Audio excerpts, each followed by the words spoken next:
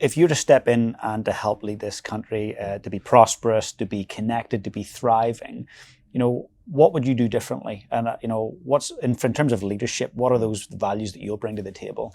Well, first of all, I think in terms of values for the country, we need to start being a lot clearer about, first of all, there is an objective reality and there is universal humanity. There's not different worldviews. There's one world and we're all part of it, and we're all humans and we're all equally part of it. I think second of all, we need to start being a bit more respective of success. So for the last 5 or 6 years, you've just heard constantly, if you've done well, if you're a farmer, if you're a landlord, if you're high net worth, if you're high income, if you own a home, if you own 2 homes, then, somehow you've done something wrong, and any effort or sacrifice that you made to get there, that doesn't count. I don't think that has been a good communication of cultural values for New Zealand.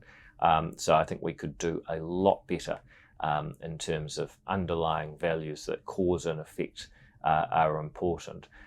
Then when it comes to a more technical level, it goes back to that idea of what is the role of government. So what are the things that if government didn't do, nobody else would, and would be worse off for it. I think there's a lot of stuff that government's currently involved in doing that it doesn't need to do, and actually cost money twice, once through funding the people to do it, and second of all, through the effects of it. So I look at the regulatory space.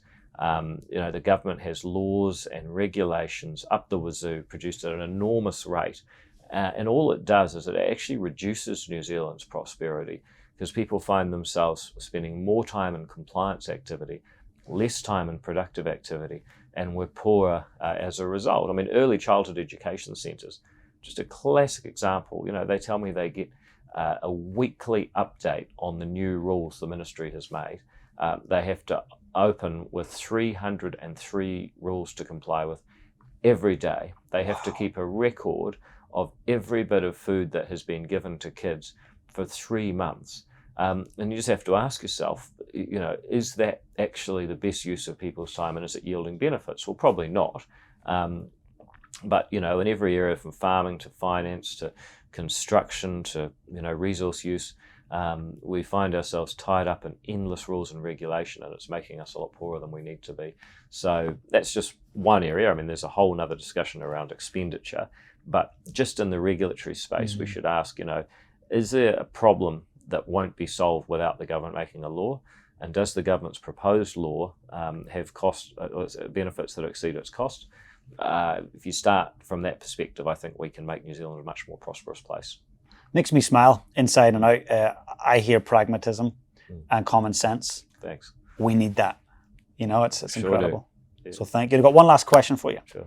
So if we were to fast forward way into the future, many years, it's your last day here on Earth. You know that it's your last day.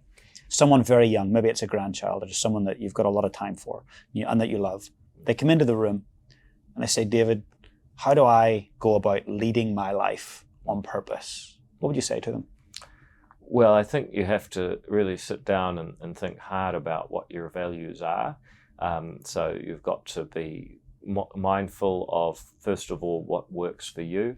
But that should be pretty strongly rooted in the impacts it will have on other people.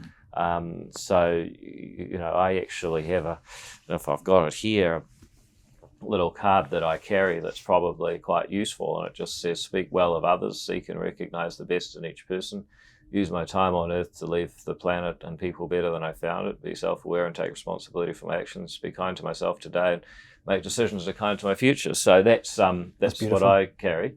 And I don't claim, just for anyone who's wondering, to be perfect at this. In fact, the reason that you have goals like that is that you often don't achieve them. But that's the whole point. You're supposed to stretch. I love it.